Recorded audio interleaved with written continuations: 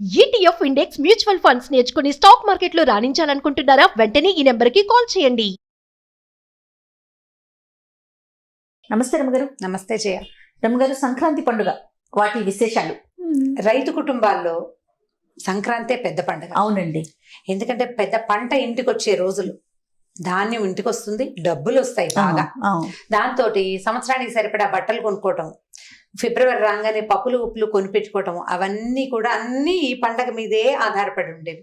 దీని ముందుండే ధనుర్మాసం నుంచే దాన ప్రక్రియలు మొదలు పెట్టుకునేవాళ్ళు. అప్పటికే మనకి ధాన్యం ఇళ్ళకి చేరిపోతూ ఉంటుంది. ఎప్పటి నుంచి ధనుసు అంటే ఇప్పుడు మన సంక్రాంతి పండగ అని అనగానే సంక్రాంతి అని ఉందా? ఆ సంక్రాంతి అంటే దాని పేరు కాదు, అది సంక్రమణం చెందటం. దేనివల్ల దీనికి సంక్రాంతికి పేరు వచ్చిందంటే సూర్యుడు ధనురాశిలో నుంచి మకర రాశిలోకి మారతాడు. మామూలుగా మనం చూడండి అన్ని పండగలు చాంద్రమానం ప్రకారం వస్తాయి. అంటే ఇప్పుడు ఒక శివరాత్రి ఈ సంవత్సరం ఫిబ్రవరి 16, 18 వస్తే వచ్చే సంవత్సరం ఫిబ్రవరి 28 వస్తుంది, మారిపోతుంది. వినాయక చవితి ఓ సంవత్సరం సెప్టెంబర్ లో వస్తుంది, ఇంకో సంవత్సరం ఆగస్టు చివరిలోనే వచ్చేస్తుంది. కానీ ఒక్క సంక్రాంతి మాత్రం సౌరమానం ప్రకారం అంటే సూర్యుడి గతి ప్రకారమే వస్తుంది. అందుకని ప్రతి సంవత్సరం 14, 15, 16, 13, 10 అక్కడే ఉంటుంది. సంక్రాంతి పండుగ ఇక్కడ ఉండడానికి ప్రధానమైన కారణం సూర్యుడు. సూర్యుడి గతిని బట్టే సంక్రాంతి పండుగ జరుపుకుంటాం మనం. మిగిలిన ఇప్పుడు దీపావళికి ఫ్లక్చుయేషన్స్ ఉన్నాయి, అన్నిటికీ ఉంటాయి. ఎందుకంటే అవన్నీ చాంద్రమానం ప్రకారం. ఇప్పుడు నక్షత్రాలు గమనం, చంద్రుడి గమనాన్ని బట్టే ఆ పండుగలన్నీ. సూర్య గమనాన్ని ఉద్దేశంతో పాటు వచ్చేది మాత్రం సంక్రాంతి పండుగ. ఈ సూర్యుడు సంక్రాంతి చెందటం అంటే తనని ఇంకొక దాంట్లోకి మారటం. మామూలుగా మనకు ప్రతి నెల సంక్రమణం జరుగుతుంది. సూర్యుడు ఒక రాశిలో నుంచి ఒక రాశిలోకి మారతాడు. ప్రముఖమైన సంక్రమణాలు కొన్ని ఉన్నాయి. అందులో ప్రముఖమైనది మకర సంక్రమణం. మనం డిసెంబర్లోనే మనకి ధను సంక్రమణం జరుగుతుంది. ధనురాశిలోకి రాగానే మనం నెల పట్టడం అంటాం. దాన్నే మనం ధనుర్మాసంగా చేసుకుంటాం. ద్రవిడ వాటిలలో అంటే మన మద్రాసు వైపు తమిళనాడులో అక్కడ విపరీతంగా జరుపుకుంటారు. మన దగ్గర కూడా బాగా సంక్రమణం తర్వాత అంటే ధనుర్మాసం మనం కూడా విరివిగా బాగా జరుపుకుంటాం. పండగకి ఏమో మరి ముగ్గులు వేసుకుంటాం, అక్కడి నుంచి మొదలు పెడతాం కదా. మంచి ధారాళంగా పెద్ద పెద్ద ముగ్గులు, గీతల ముగ్గులు వేస్తాం, అక్కడి నుంచి గొబ్బిళ్ళు పెట్టుకుంటాము. అవునండి. తర్వాత మనకి హరిదాసులు రావడము, తర్వాత గంగిరెద్దులు వాళ్ళు రావడము, వాళ్ళంతా రావడం కూడా ధనుర్మాసంతో మొదలు పెడుతుంది. ఈ ధనుస్సు నుంచి ఏం చేస్తారు, రైతులు దానం చేయటం మొదలు పెడతారు. వడ్లు, బియ్యం, అపరాలు పెద్దగా రావు కదా, ఆ టైంకి వచ్చేవి వడ్లే వస్తాయి. ఈ హరిదాసులకి తర్వాత ఏమో గంగిరెడ్ల వాళ్ళకి ఎద్దంటే అనగానే నంది స్వరూపంగా భావిస్తారు. అంటే హరిదాసు విష్ణు స్వరూపంగాను, గంగిరెద్దుల వాళ్ళని శివ స్వరూపంగాను భావించి దానం చేయటం మొదలు పెడతారు. హరిదాసులు ఇంత గుండ్రటివి ఇట్లా పాత్రలు, అక్షయ పాత్ర అంటారు. ఆ పాత్ర నింపటం, ఆ పాత్రలో ఒక దోశలతోటి గుప్పెడితోటి వేసే వాళ్ళు ఉంటారు. దోశలతో తీసి దోశడితోటి పోయటం. ఈ పోసిన ధాన్యం ఇబ్బడి ముబ్బడిగా మళ్ళీ మనకి వచ్చి చేరుతుందన్న నమ్మకంతో దానం చేసేవాళ్ళు. హరిదాసు మనం పెట్టింది వస్తుంది కదా, మనం అదే నమ్ముతాం. పూర్తి భారతదేశం అంతా మనం చెప్పేదే అది. ఇవాళ మనం పెట్టిందే రేపు మనకి వస్తుంది. తెలుగులో సామెతలు కూడా ఉంటాయి, దానం కొద్దీ బిడ్డలు. మనం ఎంత దానం చేస్తే మన వంశం అంత ముందుకెళ్తుంది, మన పిల్లలు తినడానికి అంత మంచిగా దొరుకుతుందన్న నమ్మకంతో ఈ దానాలు చేయటం మొదలు పెడతాం. అక్కడి నుంచి ఇప్పుడు ఈ ధనుర్మాసం చివరికి వచ్చేసరికల్లా భోగి పండుగ రాగానే గోదా కళ్యాణం చేస్తారు. భోగి పండుగ నాడు భోగి మంట వేసుకుంటాం. ఈ భోగి పండుగ రోజునే బొమ్మలు పెట్టుకునే, బొమ్మల కొలువు గురించి మనం మాట్లాడుకున్నాం ఆల్రెడీ. అయితే బొమ్మల కొలువు పెట్టుకునే వాళ్ళు, ఆ పద్ధతి ఉన్నవాళ్ళు. అయితే ఈ భోగి నాడే తలంట్లు పోసుకోవటం ఒక విధానం. దీపావళి పండగకి ముందు రోజు చతుర్దశి నాడు తలంటి పోసుకున్నట్టుగానే పండగ నాడు తలగడగరు. సంక్రమణంలో తల కడగకూడదు అంటారు, తల రుద్దుకోకూడదు. ముందు రోజే తల రుద్దుకోవాలన్నమాట. భోగి నాడు బాగా తెల్లవారుజామున 3:30, 3:30 కల్లా నిద్ర లేచేసి, ఇది వరకు మరి ఇప్పట్లుగా ఇప్పుడు భోగి మంటలు వేస్తూనే ఉన్నారనుకో. ఊరు వెళ్ళి చాలా కాలం అయింది, నేను వెళ్ళి 4-5 ఏళ్ళు అయింది. భోగి మంటలకి పోటీలు పెట్టుకునేవాళ్ళు మా చిన్నప్పుడు. ఎవరిది పెద్ద భోగి మంట, ఎవరిది పెద్ద ముగ్గుల పోటీలు ఎలాగో ఉండేవి. ఈ భోగి నాడు ఏంటంటే, భోగికి మనం మంట పెట్టుకుంటాం కదా, ఈ మంట దేనికి గుర్తంటే రాబోయే వేడి కాలానికి గుర్తు. ఇక నుంచి రాబోయేదంతా వెచ్చటి రోజులు అని. మనకి మామూలుగా కాలాలు 6 ఋతువులు, 3 కాలాలు మనం చెప్తాం కదా. ఇది మన ఏమనాలి, ఈ జ్యోతిష్యం ప్రకారం 2 కాలాలు, మన 12 నెలల్ని 2 కాలాలుగా విభజిస్తారు. ఉత్తరాయణం, దక్షిణాయనం అని. అంటే ఉత్తరపు నడక దక్షిణపు నడక. ఆయనము అంటే నడక ప్రయాణం, ఉత్తర ప్రయాణం దక్షిణ ప్రయాణం అని చెప్పాలి. ఊరికే పదాలకు అర్థం చెప్తున్నాను. అదేలేండి. ఇప్పుడు ఈ మకర సంక్రమణం, సూర్యుడు మకర సంక్రమణంలోకి రాగానే అంటే మకరంలోకి ప్రవేశించాక ఇక్కడి నుంచి మళ్ళీ కర్కాటక రాశి నుంచి సంక్రమణం వరకు అంటే ఈ 6 నెలల పాటు దీన్ని ఉత్తరాయణంగా భావిస్తారు. అక్కడి నుంచి దక్షిణాయనం వస్తుంది. ఈ ఉత్తరాయణ పుణ్యకాలం ఏంటంటే పరమాద్భుతమైన కాలంగా చెప్పబడుతుంది. ఈ ఉత్తరాయణం దాకానంటే దేవతలకి మన 6 నెలలు వాళ్ళ ఒక పగలు, తర్వాత 6 నెలలు వాళ్ళ మెలకు రాత్రి అన్నమాట. పగలు రాత్రిగా విభజించబడతాయి. అంటే మనకు ఒక రోజుకి పగలు రాత్రి ఉన్నట్టుగానే సంవత్సరంలో 6 నెలలు పగలు 6 నెలలు రాత్రిగా ఉంటుంది. ఈ ఉత్తరాయణ పుణ్యకాలం ఎప్పుడైతే మకర సంక్రమణం జరుగుతుందో అప్పుడు దేవతలందరూ కళ్ళు తెరిచి మెలకు వస్తుంది అనమాట. దేవతలు కళ్ళు తెరిచి ఉండే కాలం కాబట్టి ఇప్పుడు ఇది శక్తివంతమైన కాలంగా భావిస్తారు. ఇప్పటి నుంచి 6 నెలల పాటు భూమి బాగా అంటే బలాన్ని పుంజుకుంటుంది.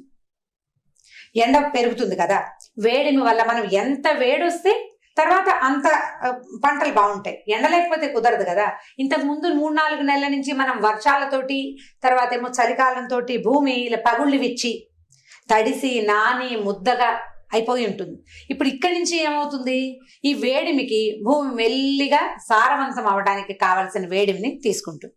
సో ఈ 6 నెలల కాలం ఆరోగ్యవంతమైన కాలం. ఎంత పని చేసినా బాగా అలసిపోరు, తినంగానే ఓపిక వస్తుంది, ఎక్కువ నిద్ర రాదు, నిద్ర తగ్గుతుంది. మనుషులకు సహజంగా జరిగేది కదా. జంతువులు అంటే పశువులు కూడా, పనిచేసే పశువులు కూడా బలాన్ని పుంజుకునే కాలం ఇది. అందుకని ఏం చేస్తారు, ఈ సంక్రమణాన్ని చాలా ఉత్తమోత్తమైన సంక్రమణంగా భావిస్తారు.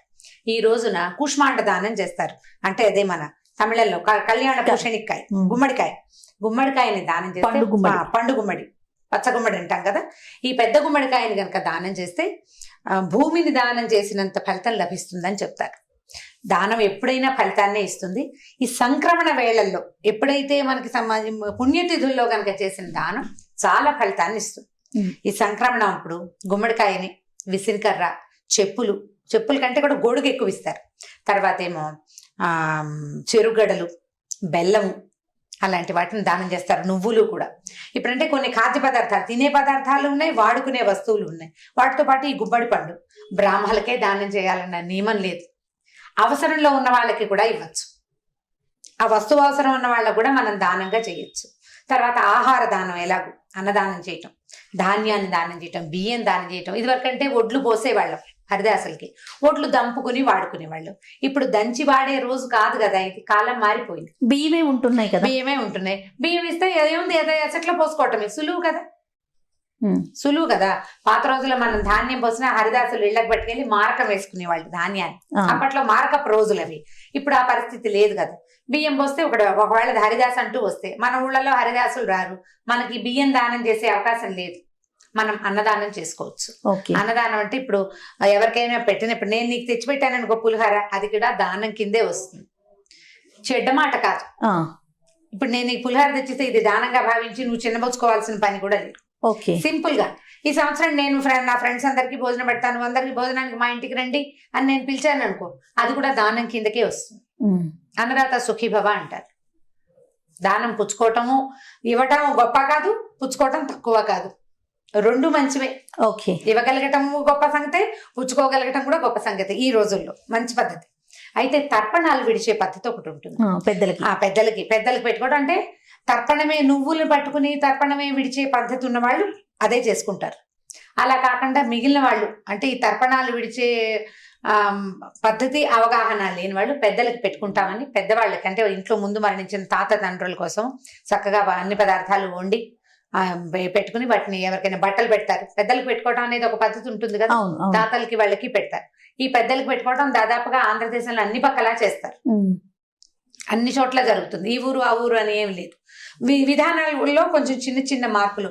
2 ఆకులు వేసి పెట్టేవాళ్ళు, కొంతమంది ఒకే ఆకులు అన్ని పదార్థాలు పెట్టేవాళ్ళు, సాకలికే ఇవ్వాలన్న నియమం ఉన్నవాళ్ళు, అయితే చిన్న పిల్లలకి పెట్టాలన్న నియమం ఉన్నవాళ్ళు, ఇళ్లలో ఉండే పద్ధతులు, వాళ్ళ జాతుల్లో ఉండే పద్ధతులు, ఊళ్ళల్లో ఉండే పద్ధతుల ప్రకారం పెద్దలకు పెట్టుకోవచ్చు. ఇప్పుడు మనకు అలవాటు లేదు, మన పక్కింటి వాళ్ళు వెనక వాళ్ళు ఎవరో పెడుతున్నారు, మనకు కూడా మన తాత పేరుతోటో ఏదైనా చేయాలనిపిస్తుంది, లక్షణంగా చేసుకోవచ్చు, ఏం తప్పులేదు. అంటే మన ఇంట్లో లేనిది చేస్తే ఏదైనా అవుతుందా అని ప్రశ్నలు వస్తుంటాయి.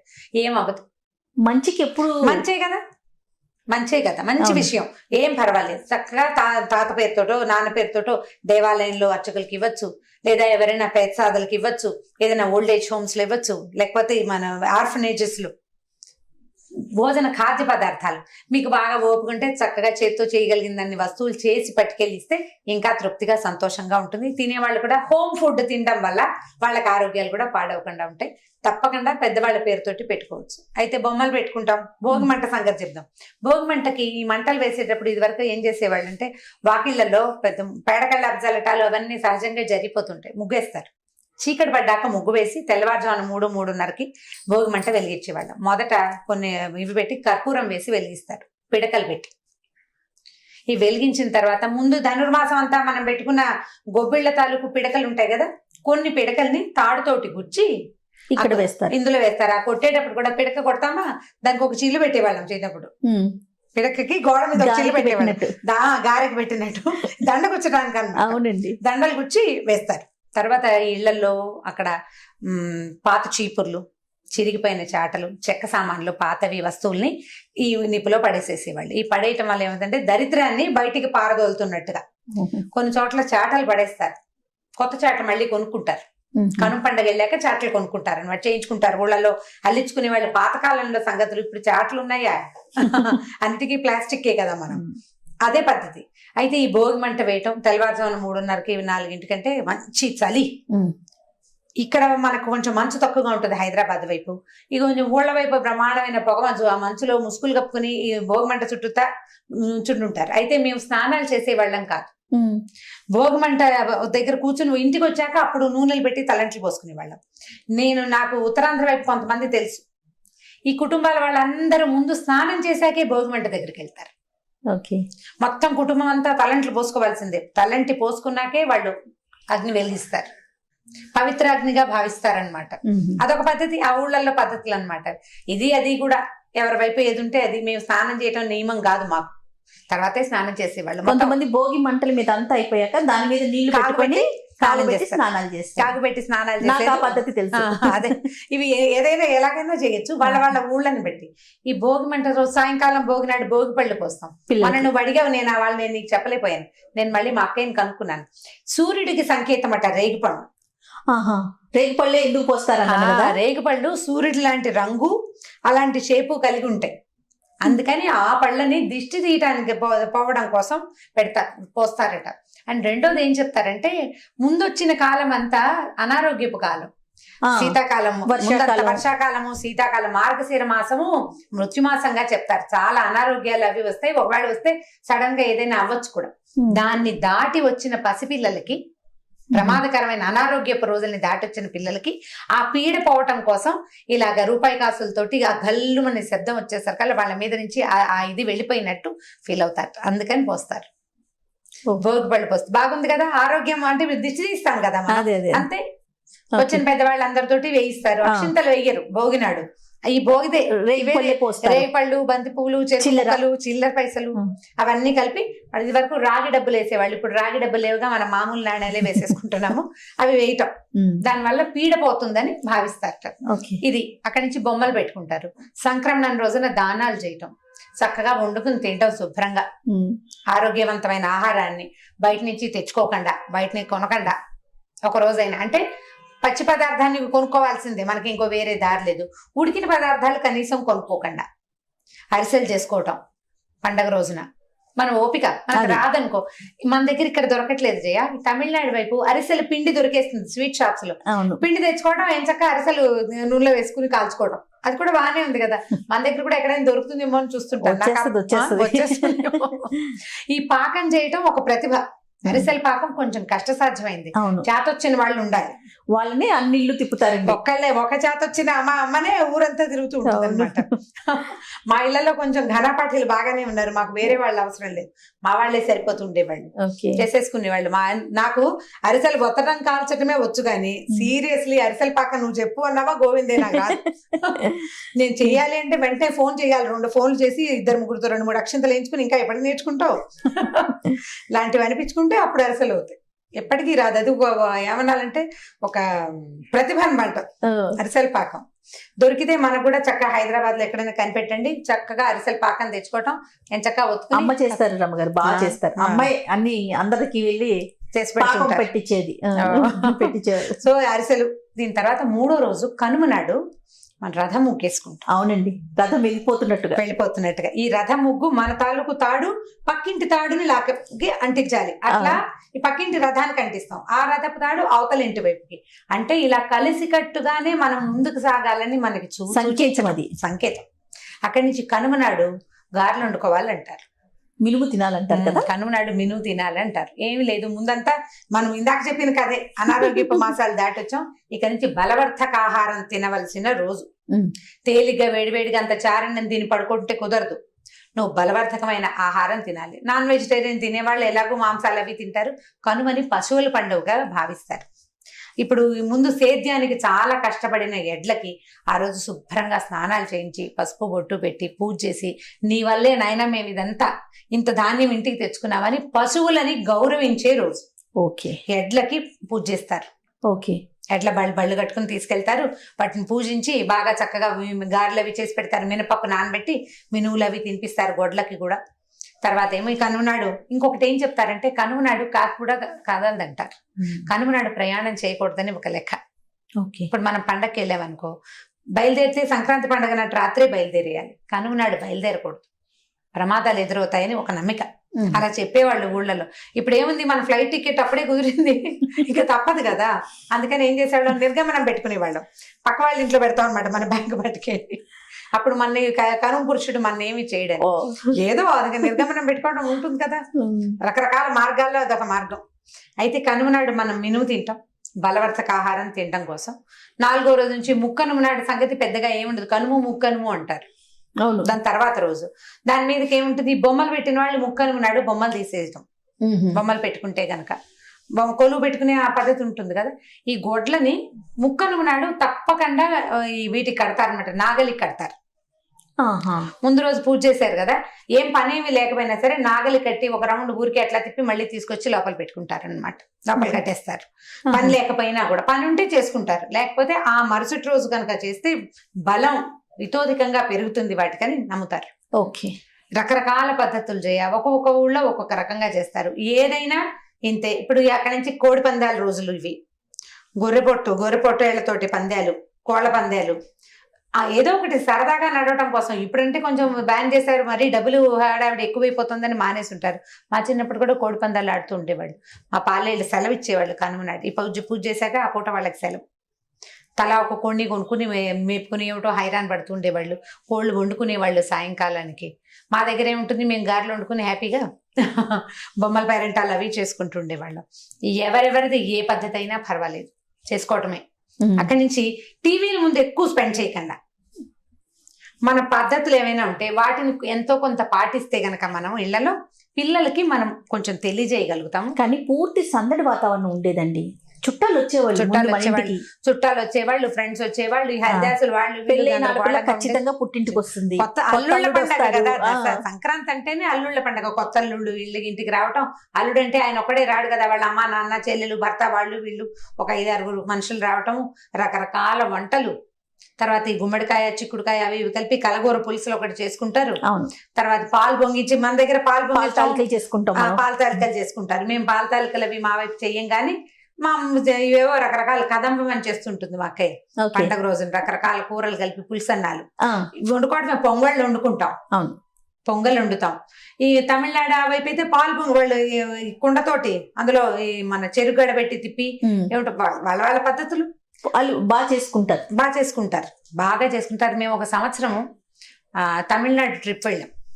కోయంబత్తూరులో దిగాం. ఫ్లైట్ అక్కడ దొరికింది అనమాట. అక్కడి నుంచి తిరగడానికి వెళ్తే కోయంబత్తూరులో ప్రతి ఇంటి ముందు పేడ కళ్ళాపిలు, ముగ్గులు ఉన్నాయి. గొబ్బిళ్ళు తక్కువ ఉన్నాయి, గొబ్బిళ్ళు కూడా ఉన్నాయి, కానీ ప్రతి వాకిలి పేడ కళ్ళాపే. ప్రతి వాకిట్లోనూ పెద్ద పెద్ద పెద్ద పెద్ద ముగ్గులు. ఎంత బాగుందో. నాకేదో పల్లెటూరులోకి వెళ్ళిన ఫీల్ వచ్చింది. కోయంబత్తూరు ఏదో పెద్ద ఊరు అనుకున్నాను. ఊరు పెద్దదే, అన్ని చోట్ల ఇవే కనబడతాయి. చాలా హోమ్లీ ఫీల్ వచ్చింది నాకు. చాలా బాగుంది అనిపించింది. పండగైతే అసలు బ్రహ్మాండంగా. ఎక్కడికి వెళ్తే అక్కడ ప్రతి హోటల్లోనూ రకరకాల స్వీట్లు. ఈ దీనికి మేము ఛార్జ్ చేయమనే హోటల్స్ కూడా ఉన్నాయి. ఓకే. ఛార్జెస్ లేవు, ఆడవాళ్ళకి ఛార్జెస్ లేవు, పిల్లలకి ఛార్జెస్ లేవు, అలాంటివి కూడా. చాలా మంది పండగను అంత వైభవోపేతంగా జరుపుకుంటారు వాళ్ళు. మనం కూడా జరుపుకోవచ్చు, టీవీలు తగ్గించుకుంటే కొంచెం, మరీ కాదు, కాస్త చూసి మన పండగ మన పద్ధతి కొంత ప్రకారం పెద్దవాళ్ళు చేసేవి ఎవరి ఇళ్లలో ఉండే పద్ధతుల్ని వాళ్ళు తప్పకుండా పాటించడానికి ప్రయత్నం చేయండి. సరదాగా గడపండి. పెద్దవాళ్ళని అడగండి, ఏం చేసుకోవాలి, సంక్రమణానికి ఏం చేయాలి, దానం చేయాలా, ఎవరికైనా ఇవ్వాలా, ఎక్కడికైనా వెళ్ళాలా, దేవాలయానికి వెళ్ళొచ్చు. ముందు రోజు ఎలాగో గోదా కళ్యాణం చేస్తారు, చుట్టుపక్కల దేవాలయాల్లో ఉంటే మనం అక్కడ కూడా మన పార్టిసిపేషన్ కొంత ఇస్తే పిల్లలకు కూడా ఇవన్నీ నేర్చుకోవడానికి, మన పండగ పద్ధతిని ముందు మనకే సరిగ్గా తెలియకపోతే పిల్లలకి ఏం తెలియజేస్తాం. ఒక 5-6 ఏళ్ళు మనం చేసామనుకో ఆటోమేటిక్ గా సగమైన పిల్లలకి వస్తాయి. ఇప్పుడు మన అమ్మలు చేసినవి మనకు తెలుసు, అంతే. మనం చేసేవి మన పిల్లలకి ఎంతో కొంత తెలుస్తాయి. తెలియజేస్తే ముందు తరాలకి ఈ పండగ రోజులు బాగా ముందుకెళ్తాయి. ప్రయత్నం చేసి చూడండి. మనం చేసే రకరకాల ప్రయత్నాల్లో ఇది కూడా ఒక ప్రయత్నం. పండగ చక్కగా జరుపుకోండి, ఆరోగ్యవంతంగా. బయట ఆహారాలు తినకండి, చక్కగా హోమ్ ఫుడ్ చేసుకోండి. కావాలంటే ఎవరినైనా సహాయం పిలిచి చక్కగా వంట చేసుకుని 3 రోజులు శుభ్రంగా తిని ఆరోగ్యంగా ఉండండి. ఓకే. సో సంక్రాంతి ఈ విధంగా జరుపుకోమంటారు. అది మరి అంటే నా ఉద్దేశం, అది నన్ను అడిగారు కదా. రైట్ రమ్మ గారు, నమస్తే. నమస్తే జయ.